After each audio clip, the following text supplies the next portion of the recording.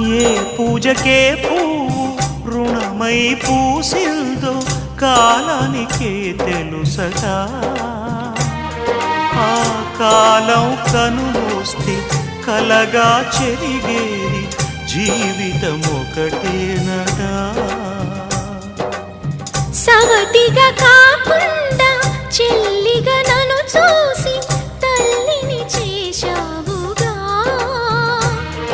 ఈ పారాణి పాదాలు సేవించినా గాని రుణమే తీరదుగా. ఇది కలకాలమై